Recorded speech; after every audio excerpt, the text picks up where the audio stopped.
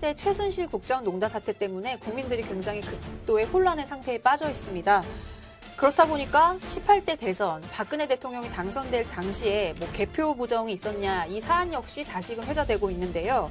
18대 대선 개표 부정 의혹을 공식적으로 제기한 분이 계십니다. 이 의원은 바로 강동원 전 새정치민주연합 의원입니다. 강 의원님 모시고 개표 부정 의혹이 왜 있었는지 그 근거는 어디에 있는지를 같이 알아보도록 하겠습니다. 네, 강 의원님 안녕하세요. 네, 안녕하십니까.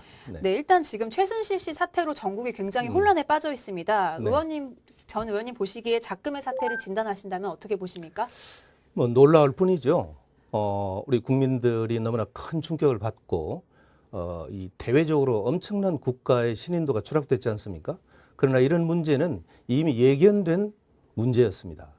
만시지탄의 감이 있지만 이제 이 문제를 근본적으로 뽑아서 치유할 수 있는 계기가 됐으면 좋겠습니다.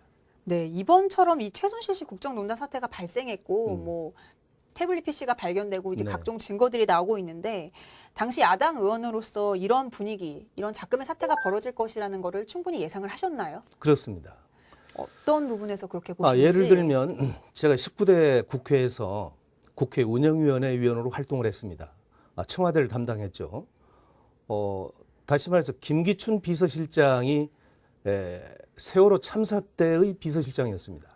그런데 대통령이 7시간 잠적해 있었는데도 불구하고 비서실장이 대통령의 동선을 전혀 파악하지 못하고 있고 경호원들조차도 대통령 7시간을 아무도 모른다고 하는 이 상황. 그리고 그 이후에도 줄곧 이어서 내려오는 여러 가지 의혹들 이런 것들을 볼 때 이 정부는 정상이 아니구나. 이런 것을 직감할 수 있었죠. 네, 알겠습니다. 일단 18대 대선 개표 부정 의혹을 제기하신 것도 강 전 의원님이셨는데 네. 이러한 개표 부정 의혹에 대한 구체적인 근거들을 꾸준히 조사하고 분석하셨다고 들었습니다. 그렇습니다. 네, 계기가 무엇인지 좀 여쭤봐도 될까요? 저는 이제 19대 국회에서 무소속으로 있다가 2014년 3월에 새정치민주연합으로 창당할 때 다시 들어갔습니다. 박해에서는 계속 대선 무효를 주장하고 박근혜 하야를 퇴진을 요구하는 시민들의 집회가 있음에도 불구하고 정치권에서는 이 문제를 전혀 관심 밖의 일로 치부하고 있었습니다. 그래서 제가 이 문제를 접근하면서 중앙선거관리위원회로부터 전국 252개 지역선거관리위원회에서 보유하고 있는 18대 대통령 선거의 개표 상황표 그리고 개표 결과를 각 지역선거관리위원회가 중앙선거관리위원회 그리고 방송신문 포털에 동시에 제공했던 개표 결과를 전송했던 시간들을 전부 맞춰보길 시작했죠. 이제 이게 결국은 한 10여 개월 걸렸는데 2015년 봄에 이 작업을 완결할 수 있었습니다. 네, 그럼 그 근거가 되는 자료는 중앙선관위 자료라고 할 수 있는 건가요? 중앙선거관리위원회 자료입니다. 이것은 네. 국가의 공문서입니다. 네. 이걸 가지고 근거를 해서 정밀 분석을 했는데 정확한 팩트 아니겠습니까? 네, 알겠습니다. 지금이라도 이 의혹을 다시 한번 짚고 넘어가야 한다라는 의견도 있는데 네. 그럴 필요성에 대해서는 어떻게 보시는지도 궁금합니다. 네네. 당연히 짚고 넘어가야 됩니다. 이것은 최순실 사건과 박근혜 국정농단과는 별개로 소위 1961년 이승만 자유당 정부가 저질렀던 3.15 마산 의거부터 시작해서 4.19 혁명으로 이어지는 자유당 정권의 부정선거와 차원이 다른 그야말로 있어서는 안 될 그런 국정농단의 중심 아니겠습니까? 국정원을 비롯한 정부의 7개 국가 권력이 대선에 개입을 했고 그리고 그것도 부족을 해서 개표 조작을 하는 이런 정황들이 아주 낱낱이 밝혀지고 있기 때문에 이것은 이 박근혜 스캔들과는 별도로 반드시 짚어서 해결해야 될 문제입니다. 네, 감사합니다. 2013년 11월에는 사실 천주교 박창신 신부 역시 네. 국가기관의 대선 개입 의혹 그리고 박근혜 대통령의 퇴진을 제기하기도 했고 각종 시민단체에서도 강 전 의원님 말씀처럼 비슷하게 이 부정선거 의혹을 끊임없이 제기했는데 사실은 주변에서도 관심을 좀 많이 받지 못했던 게 사실인 것 같습니다. 당시에 황교안 그 국무총리에게 그 개표 부정 의혹에 대해서 대정부 질의도 하셨던 걸로 기억을 하고 있고요. 네, 한마디로 지난 18대 대선이 국정원과 시발단, 선관위, 경찰청 등이 불법 개입한 총체적인 부정선거다라고 네. 규정을 하셨습니다. 네네. 왜 그런 부정선거라고 의혹을 있다고 보시는지도 궁금합니다. 이것은 너무나 자명한 일인데요. 새누리당에서는 일단 어떤 부정선거를 자행했느냐 하면은 법적인 선거 사무실 외에 사설 선거 사무실을 두고 시발단이라고 하는 윤정훈 목사가 운영하는 십자군 알바단, 소위 댓글 부대입니다. 이것을 운영했지 않습니까? 그래서 윤정훈 목사는 법정에서요, 징역 2년에 집행유예 6개월, 실형을 선고받았어요. 그리고 국정원장 원세훈은 법정 구속이 됐지 않습니까? 이렇게 국가 공권력이 대선에 개입함으로써 법에서조차 이 법을 위반했다.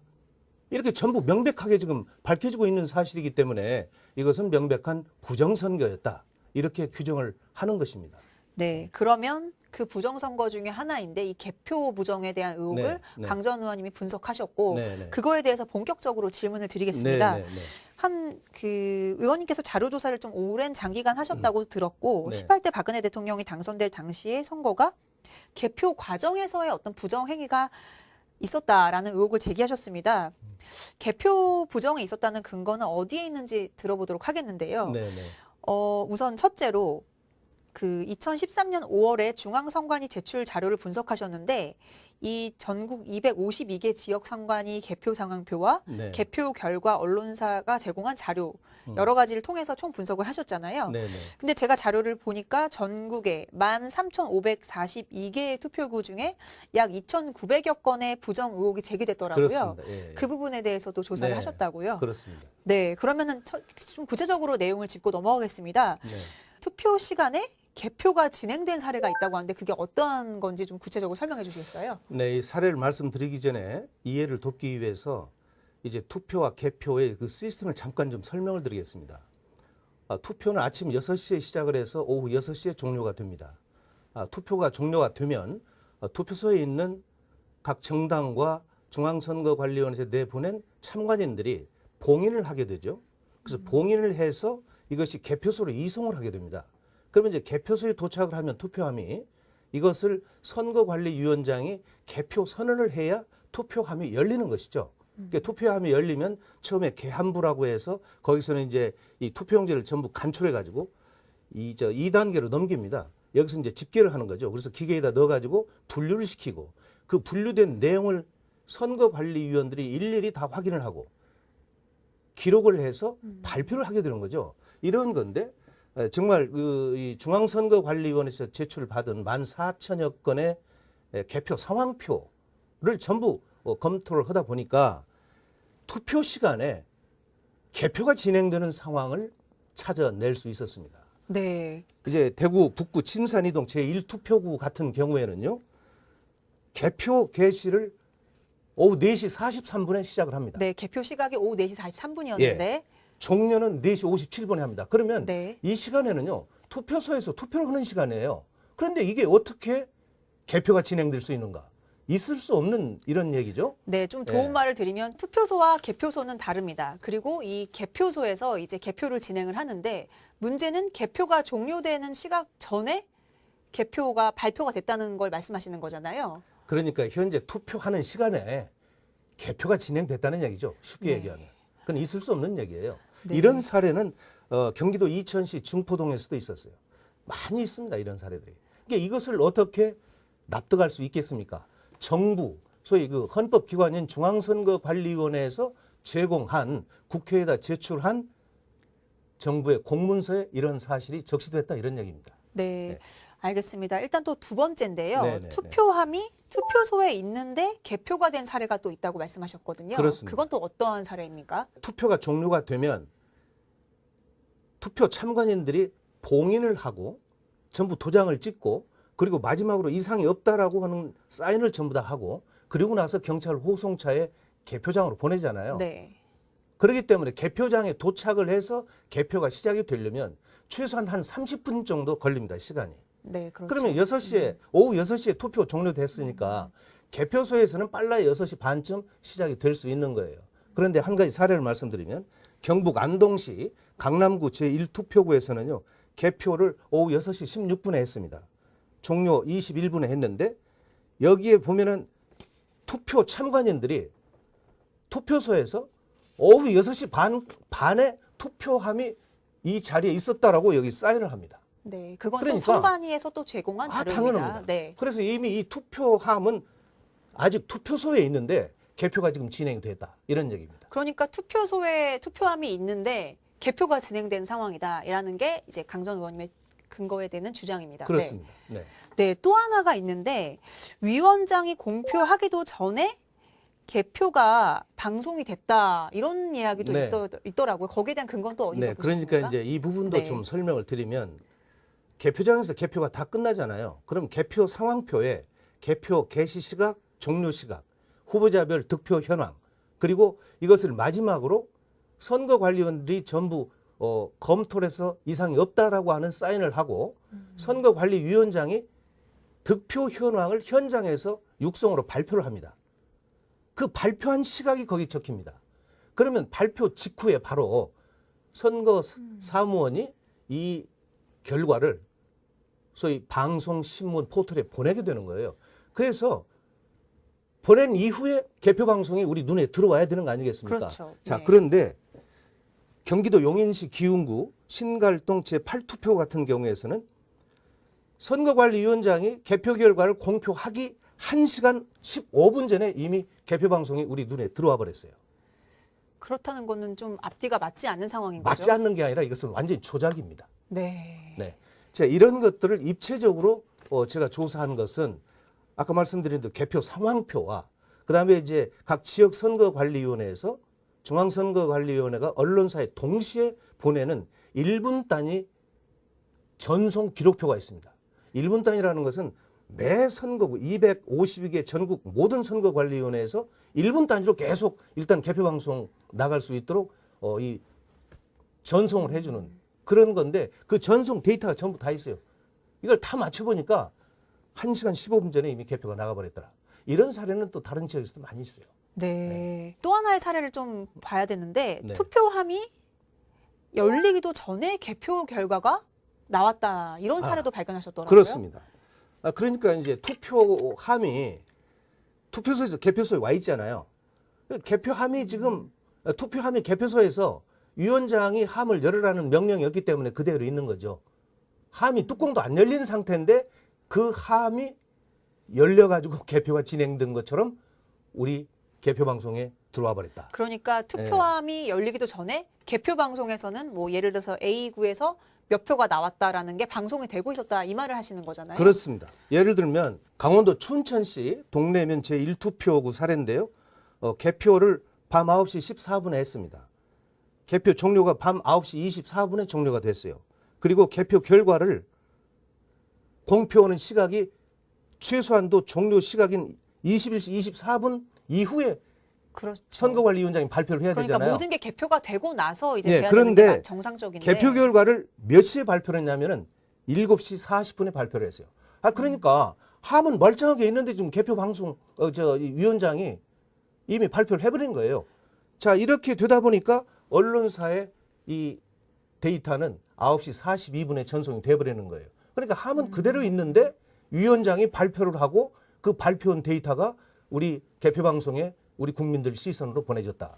네, 있을 수 없는 얘기죠. 그런데 이와 관련해서 새정치민주연합 조사특위가 제기했는데 네. 그 전자개표기에 문제가 있지 않냐 해서 이 대선 부정 의혹을 제기했는데 이거는 전혀 다른 개표 부정 상황인 거네요. 그렇습니다. 전혀 다른 주장. 그러니까 전자개표기로 인한 부정 사례는 인터넷에 많이 지금 돌고 있는데 자, 그러니까 네. 제가 좀 부연 설명을 해드리면 네. 2012년 12월 19일 날 18대 대통령 선거가 있었지 않습니까? 네. 그리고 나서 그날 밤 8시 40분경에 방송 3사에서는 박근혜 당선 유력이라고 나가버리잖아요. 네. 자, 이러고 나서 박근혜가 당선됐다고 중앙선거관리원에서 발표를 했습니다. 네. 자, 그런데 이것을 지켜보는 모든 시민들, 이것은 뭐가 이상하다. 그래가지고 결국은 1월 4일 날 대통령 선거 무효 소송을 제기하기에 이르는 거죠. 그럼에도 불구하고 지금 근 4년이 다 돼가는데 이 대법원에서 6개월 이내에 모든 심리를 끝내도록 돼 있음에도 불구하고 4년이 다 가도록 이걸 심리조차 하지 않고 있다. 이제 이런 내용인데요.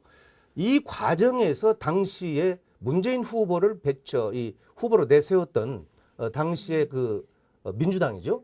민주당에서는 2013년 1월 달에 당 내에 18대 대선 부정선거 진상 특위를 구성을 합니다. 네. 구성을 했는데 이분들은 제가 가지고 있는 이 자료를 전부 중앙선거관리위원회로부터 받았음에도 불구하고 이 구체적인 상황을 발견하지 못하고 단순한 전자개표기에 문제가 있다라고 하는 쪽으로 의견을 모아버렸어요.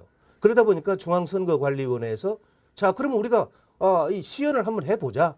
그래서 국회에 와가지고 네. 이 언론사들이 전부 지켜보는, 우리 언론인들이 다 지켜보는 과정에서 시연을 했는데 이상이 없잖아요. 그렇죠. 그러니까 그걸로 다 덮어버리는 거예요.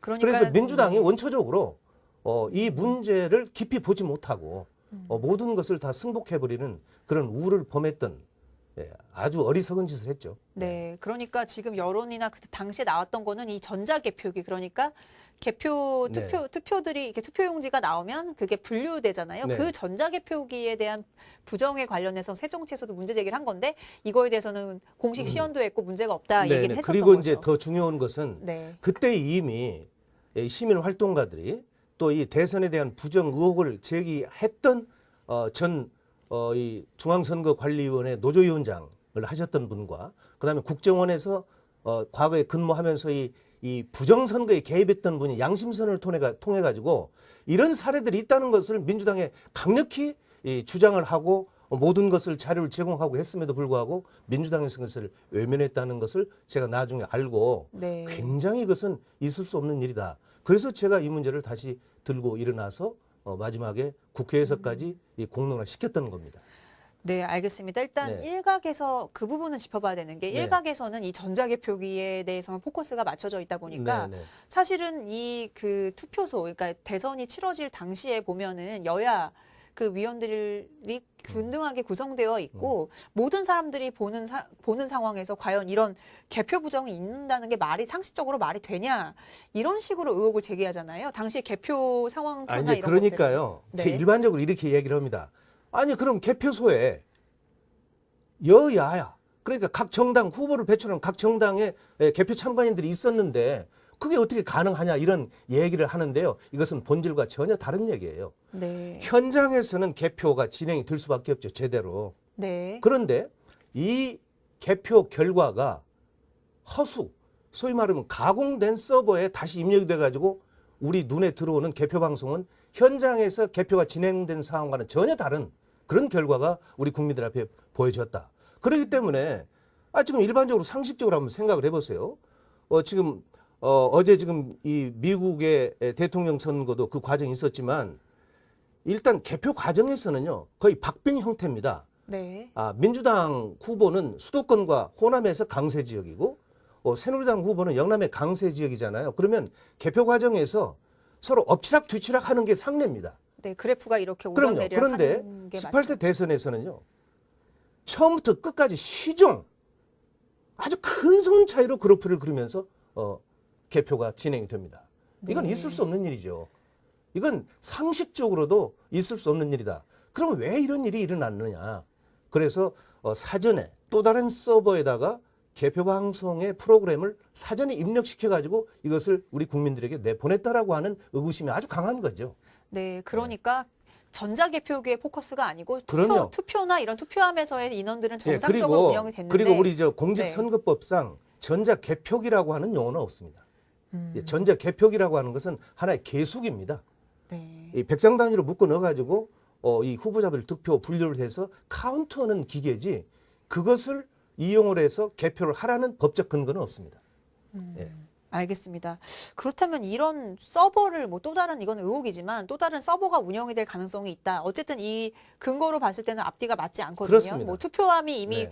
봉인이 되지도 않은 상태에서 개표 방송이 나왔다는 거는 네.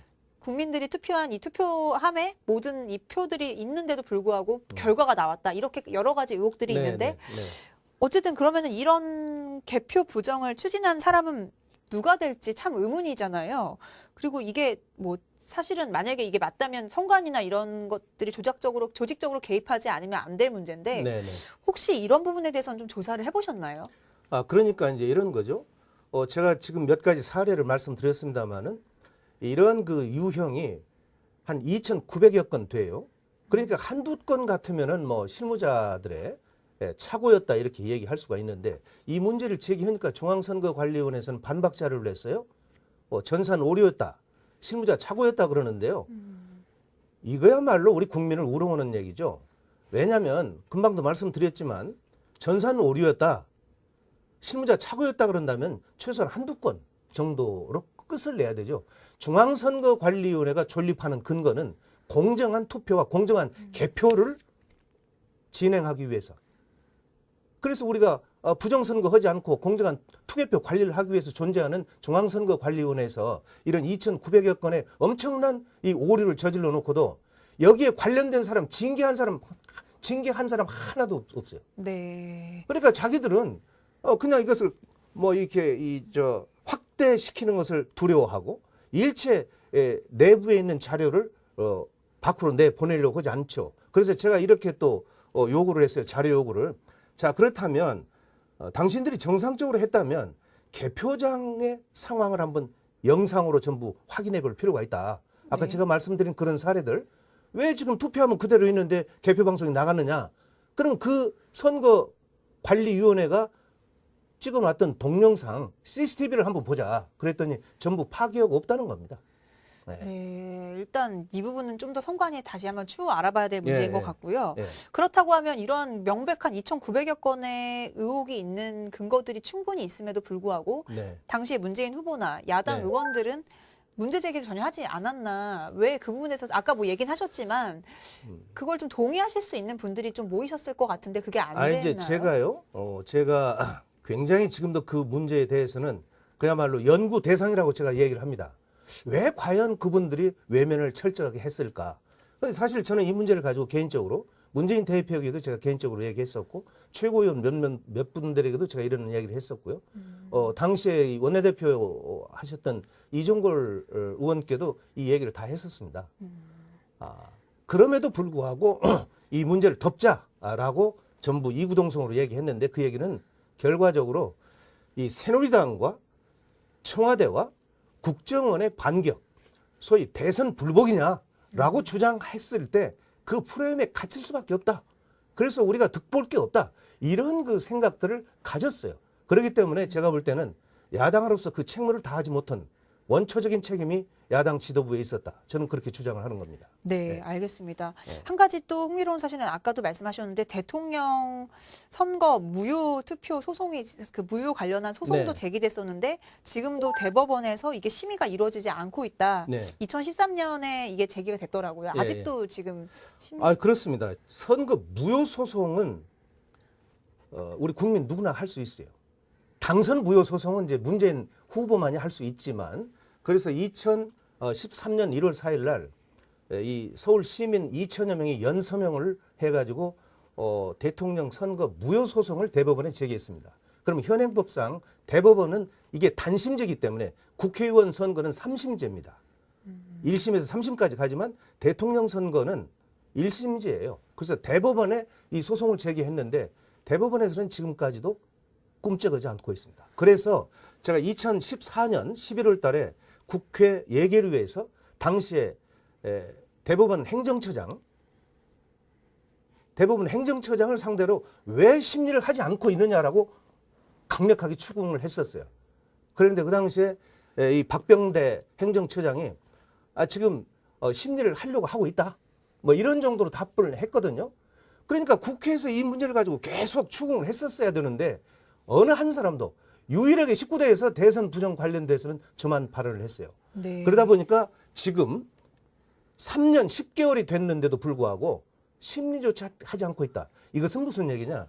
대법원 자체도 이미 권력의 신여가 다 돼버렸다. 박근혜 신여 아니겠습니까? 또 있어요. 네. 2013년 7월 달에 지금 형사소송법으로 내란죄와 국헌 문란죄를 걸어가지고 이명박, 박근혜 그 당시에 뭐 중앙선거관리위원장부터 9사람 이 국정원의 댓글력 김하영까지 해서 9명을 내란죄, 국헌문란죄로 형사 소추를 해놨는데 이것도 대법원에서 일체 지금 심리를 안고 있어요. 그리고 이 문제를 우리 국민들이 거의 몰라요. 그런데 2013년 1월부터 현재까지 매주 토요일 날 광화문에서 박근혜 퇴진, 18대 대선 무효, 박근혜 퇴진을 외치는 시민들이 매주 집회를 하고 있습니다. 지금도 있다는 지금도 말씀. 계속 하고 있어요. 네. 한 주도 안 걸렸습니다. 이번 주가 아마 150주째 될 겁니다. 그런데 네. 여기에 대해서 청와대나 국정원이나 사정당국에서 단 한 번도 시비를 걸지 않아요. 참 그거는 아이러니한 부분이 있네요. 그렇습니다. 사실은 뭐 어버이연합이나 뭐 여러 가지 잡아가면 있었잖아요. 도로교통법 위반으로 잡아간 경우는 있었지만 네. 뭐 허위사실 유포다, 명예훼손이다 이렇게 해서 걸질 않아요. 우선 저도 그렇게 걸질 않으니까. 네. 알겠습니다. 그래서 어쨌든 이러한 뭐 어떠한 의혹이 지금 제기가 된 건데요. 투표소에 그래서 수개표를 해야 된다라고 네네. 하셔서 이 법안도 입법 예고하셨다고 하는데 뭐 이건 어떻게 이제 제가 그동안에 네. 이 문제를 집착하면서 우리 대한민국의 이 선거 시스템이 이렇게 가서는 안 되겠다. 소련의 스탈린이 과거에 이렇게 얘기를 했어요. 투표는 국민이 하지만 개표는 권력자가 한다. 그 얘기는 투표는 그냥 형식적으로 국민에게 시키지만 개표는 권력자들이 자기들 마음대로 조작을 해서 가져가겠다. 이런 거 아니겠습니다? 아니겠어요? 그런데 이런 이 구소련 시절에 있었던 일들이 우리 대한민국에서 현재 벌어지고 있다. 그래서 이것을 제도적으로 법을 개정해서 막아야 되겠다라고 한 것이 저의 생각이었어요. 그래서 제가 국회에서 이 공직선거법, 대통령 선거법을 이 개정하기 위해서 2차례의 토론을 했고요. 그리고 거기에서 얻어지는 결과가 뭐냐? 투표소에서 수개표를 해버리자. 지금까지는 투표를 하면 투표함이 개표소로 와서 개표장에서 개표를 했는데 투표소에서 바로 개표를 하게 되면 여러 가지 이점이 있습니다. 우선 네. 투표함이 이동을 안 하기 때문에 이동 과정에서의 부정이 없어질 수 있고 시간이 절약될 수 있고 비용이 절약이 됩니다. 그리고 투표 참관인들이 직접 그 자리에서 개표 참관인으로 전환을 시켜버려가지고 사방에 CCTV 다 놓고 개표를 진행시키면 네. 개표 부정이 있을 수가 없어요. 자, 그래서 이것을 제가 2014년 12월 달에 국회에 이 법 개정안을 대표 발의했고 이것을 국회 사무처에서 1월 5일 날 입법 예고 시스템에 알렸는데 이틀 동안에 댓글이 9,673개 이게 반대 댓글이 동시에 달리는 거예요. 수개표를 반대할 이유가 없는데도 그렇게 달렸다는 그렇습니다. 거. 그럼 그러니까 누가 그런 일을 이제 저질렀을까요? 수개표를 네. 반대할 이유도 없을 뿐만이 아니라 이것을 국회 사무처에다가 게시된 내용을 저도 몰랐어요. 국정원과 일베와 청와대 지금 뭐 댓글 부대를 다 운영하고 있으니까 이 사람들이 조직적으로 나서지 않는다면 이런 댓글이 달릴 수가 없는 거죠. 그래서 이 문제조차도 저는 최순실이 개입했지 않은가 하는 의구심을 갖고 있습니다. 네, 이건 뭐 의혹이다 보니까 네, 네. 어쨌든 최근에 뭐 JTBC에서 보도가 됐듯이 최순실 사단이 온라인의 여론 조작 정황이 드러나기도 했고 네, 네, 사실 네. 뭐 앞서서 시발단이라든지 이제 조직적인 댓글 부대가 운영됐다는 거 이미 밝혀진 사실이거든요. 그런 차원에서 봤을 때도 이런 전국에서 이런 부분에서 짚어볼 필요가 있지 않았나 싶습니다. 이 댓글 문제는요. 이 국회 사무처의 담당자 말에 의하면 헌정 이래 이런 반대 댓글이 이틀 사이에 근 만여 건이 달리는 것은 처음이었다고 그러고요. 이것은 기네스북에 올라가야 될 일이에요. 네. 이게 참 있을 수 없는 이 대한민국에서 이런 일들이 일어나고 있다는 자체가 우리가 민주국가라고 할 수 없는 거죠. 네. 그럼 한 가지 궁금한 거는 뭐 네. 노무현 정부 시절이나 여러 그 후보들이 많이 있었을 당시에는 개표 조작 의혹이 없었을까요? 그 당시에는 이런 그 개표 조작 의혹이 없었죠. 네. 네. 알겠습니다. 네. 자, 그럼 마지막 질문 드리겠습니다. 어쨌든 지금 최순실 국정농단 사태로 전국이 굉장히 혼란스럽고 네. 네. 이와 더불어서 이제 대선의 부정선거 개입 의혹도 저희가 취재를 하고 있습니다. 대선 부정선거 개입 관련해 여전히 많은 의문들이 있는데 마지막으로 국민들 그리고 국회 그리고 이 프로를 보시는 분들에게 한마디 하신다면 헌법에서 보장하고 있지 않습니까? 대한민국 민주공화국이고 모든 권력은 국민으로부터 나온다. 그러잖아요. 네. 그런데 지금 우리의 상황은 모든 권력이 국민으로부터 나오는 게 아니고 권력자들에 의해서 권력자들이 조작에 의해서 찬탈해가는 이 사실은 이 대통령 부정선거 18대 대통령 부정선거 개표 조작을 뺀 이 지금 알려져 있는 윤정훈 목사의 시발단이나 국정원 개입이나 이런 것들만 하더라도 1961년도 이승만 정부의 부정선거보다도 훨씬 더 악질적인 그런 부정이었거든요. 자, 그렇다면 이 문제에 대해서 우리 국민들이 들고 일어나야 되는데 이런 부분들이 우리 국민들은 거의 몰랐단 말이죠. 근데 이 과정에서의 지금 우리가 반드시 짚고 넘어가야 될 의문점이 있어요.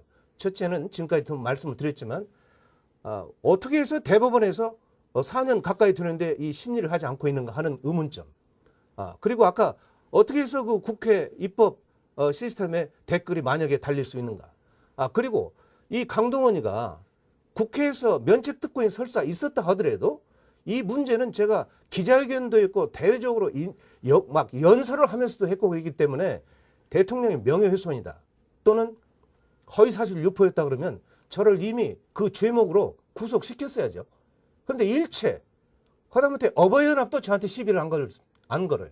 자, 이런 여러 가지 아이러니한 사항들을 종합해 볼 때 지금의 박근혜 정부는 이 대선 부정만큼 개표 조작 의혹에 대해서만큼은 일체 입 다물고 모르쇠로 아예 무시해버리고 가는 전략을 세우고 왔었다. 그렇기 때문에 이번 최순실 박근혜 게이트를 통해 가지고 여러 가지 지금 정황들이 다 나와 있는 이 대통령 18대 대통령 선거의 개표 조작 의혹만큼은 반드시 밝혀서 우리 헌정사에 이런 오점을 다시는 남기지 않아야 된다. 저는 이렇게 주장을 하는 것입니다. 네, 알겠습니다. 오늘 인터뷰 응해주셔서 감사합니다. 고맙습니다. 네. 주변에서도 관심을 좀 많이 받지 못했던 게 사실인 것 같습니다. 당시에 황교안 그 국무총리에게 그 개표 부정 의혹에 대해서 대정부 질의도 하셨던 걸로 기억을 하고 있고요. 네, 한마디로 지난 18대 대선이 국정원과 시발단, 선관위, 경찰청 등이 불법 개입한 총체적인 부정선거다라고 규정을 하셨습니다. 왜 그런 부정선거라고 의혹을 있다고 보시는지도 궁금합니다. 이것은 너무나 자명한 일인데요. 새누리당에서는 일단 어떤 부정선거를 자행했느냐 하면은 법적인 선거사무실 외에 사설 선거사무실을 두고 시발단이라고 하는 윤정훈 목사가 운영하는 십자군 알바단, 소위 댓글 부대입니다. 이것을 운영했지 않습니까? 그래서 윤정훈 목사는 법정에서요, 징역 2년에 집행유예 6개월, 실형을 선고받았어요. 그리고 국정원장 원세훈은 법정 구속이 됐지 않습니까? 이렇게 국가 공권력이 대선에 개입함으로써 법에서조차 이 법을 위반했다. 이렇게 전부 명백하게 지금 밝혀지고 있는 사실이기 때문에 이것은 명백한 부정선거였다. 이렇게 규정을 하는 것입니다. 네, 그러면 그 부정선거 중에 하나인데 이 개표 부정에 대한 의혹을 강 전 의원님이 분석하셨고 그거에 대해서 본격적으로 질문을 드리겠습니다. 그 의원님께서 자료조사를 좀 오랜 장기간 하셨다고 들었고 18대 박근혜 대통령이 당선될 당시의 선거가 개표 과정에서의 어떤 부정행위가 있었다라는 의혹을 제기하셨습니다. 개표 부정에 있었다는 대통령이 7시간 잠적해 있었는데도 불구하고 비서실장이 대통령의 동선을 전혀 파악하지 못하고 있고 경호원들조차도 대통령 7시간을 아무도 모른다고 하는 이 상황. 그리고 그 이후에도 줄곧 이어서 내려오는 여러 가지 의혹들 이런 것들을 볼 때 이 정부는 정상이 아니구나. 이런 것을 직감할 수 있었죠. 네, 알겠습니다. 일단 18대 대선 개표 부정 의혹을 제기하신 것도 강 전 의원님이셨는데 이러한 개표 부정 의혹에 대한 구체적인 근거들을 꾸준히 조사하고 분석하셨다고 들었습니다. 그렇습니다. 네, 계기가 무엇인지 좀 여쭤봐도 될까요? 저는 이제 19대 국회에서 무소속으로 있다가 2014년 3월에 새정치민주연합으로 창당할 때 다시 들어갔습니다. 박해에서는 계속 대선 무효를 주장하고 박근혜 하야를 퇴진을 요구하는 시민들의 집회가 있음에도 불구하고 정치권에서는 이 문제를 전혀 관심 밖의 일로 치부하고 있었습니다. 그래서 제가 이 문제를 접근하면서 중앙선거관리위원회로부터 전국 252개 지역선거관리위원회에서 보유하고 있는 18대 대통령 선거의 개표 상황표 그리고 개표 결과를 각 지역선거관리위원회가 중앙선거관리위원회 그리고 방송신문 포털에 동시에 제공했던 개표 결과를 전송했던 시간들을 전부 맞춰보길 시작했죠. 이제 이게 결국은 한 10여 개월 걸렸는데 2010 최순실 국정농단 사태 때문에 국민들이 굉장히 극도의 혼란의 상태에 빠져 있습니다. 그렇다 보니까 18대 대선 박근혜 대통령이 당선될 당시에 뭐 개표 부정이 있었냐 이 사안 역시 다시금 회자되고 있는데요. 18대 대선 개표 부정 의혹을 공식적으로 제기한 분이 계십니다. 이 의원은 바로 강동원 전 새정치민주연합 의원입니다. 강 의원님 모시고 개표 부정 의혹이 왜 있었는지 그 근거는 어디에 있는지를 같이 알아보도록 하겠습니다. 네, 강 의원님 안녕하세요. 네, 안녕하십니까. 네, 일단 지금 최순실 씨 사태로 전국이 굉장히 혼란에 빠져 있습니다. 네. 전 의원님 보시기에 작금의 사태를 진단하신다면 어떻게 보십니까? 뭐 놀라울 뿐이죠. 우리 국민들이 너무나 큰 충격을 받고 이 대외적으로 엄청난 국가의 신인도가 추락됐지 않습니까? 그러나 이런 문제는 이미 예견된 문제였습니다. 만시지탄의 감이 있지만 이제 이 문제를 근본적으로 뽑아서 치유할 수 있는 계기가 됐으면 좋겠습니다. 네, 이번처럼 이 최순실 씨 국정농단 사태가 발생했고 뭐 태블릿 PC가 발견되고 이제 네. 각종 증거들이 나오고 있는데 당시 야당 의원으로서 이런 분위기, 이런 작금의 사태가 벌어질 것이라는 거를 충분히 예상을 하셨나요? 그렇습니다. 어떤 부분에서 그렇게 보시는지? 예를 들면 제가 19대 국회에서 국회 운영위원회 위원으로 활동을 했습니다. 청와대를 담당했죠. 다시 말해서 김기춘 비서실장이 세월호 참사 때의 비서실장이었습니다. 그런데 근거는 어디에 있는지 들어보도록 하겠는데요. 네네. 우선 첫째로 그 2013년 5월에 중앙선관위 제출 자료를 분석하셨는데 이 전국 252개 지역 선관위 개표 상황표와 네. 개표 결과 언론사가 제공한 자료 여러 가지를 통해서 총 분석을 하셨잖아요. 네네. 근데 제가 자료를 보니까 전국에 13,542개의 투표구 중에 약 2,900여 건의 부정 의혹이 제기됐더라고요. 그렇습니다. 예. 그 부분에 대해서도 조사를 네. 하셨다고요. 그렇습니다. 네, 그러면은 좀 구체적으로 내용을 짚고 넘어가겠습니다. 네. 투표 시간에 개표가 진행된 사례가 있다고 하는데 그게 어떤 건지 좀 구체적으로 설명해 주시겠어요? 네, 이 사례를 말씀드리기 전에 이해를 돕기 위해서 이제 투표와 개표의 그 시스템을 잠깐 좀 설명을 드리겠습니다. 투표는 아침 6시에 시작을 해서 오후 6시에 종료가 됩니다. 투표가 종료가 되면 투표소에 있는 각 정당과 중앙선거관리위원회에 내보낸 참관인들이 봉인을 하게 되죠. 그래서 봉인을 해서 이것이 개표소로 이송을 하게 됩니다. 그러면 이제 개표소에 도착을 하면 투표함이 이것을 선거관리위원장이 개표 선언을 해야 투표함이 열리는 것이죠. 그러니까 투표함이 열리면 처음에 개함부라고 해서 거기서는 이제 이 투표용지를 전부 간출해 가지고 2단계로 넘깁니다. 여기서 이제 집계를 하는 거죠. 그래서 기계에다 넣어 가지고 분류를 시키고 그 분류된 내용을 선거관리위원들이 일일이 다 확인을 하고 기록을 해서 발표를 하게 되는 거죠. 이런 건데 정말 5년 봄에 이 작업을 완결할 수 있었습니다. 네, 그럼 그 근거가 되는 자료는 중앙선관위 자료라고 할 수 있는 건가요? 중앙선거관리위원회 자료입니다. 이것은 네. 국가의 공문서입니다. 네. 이걸 가지고 근거를 해서 정밀 분석을 했는데 정확한 팩트 아니겠습니까? 네, 알겠습니다. 지금이라도 이 의혹을 다시 한번 짚고 넘어가야 한다라는 의견도 있는데 네. 그럴 필요성에 대해서는 어떻게 보시는지도 궁금합니다. 네네.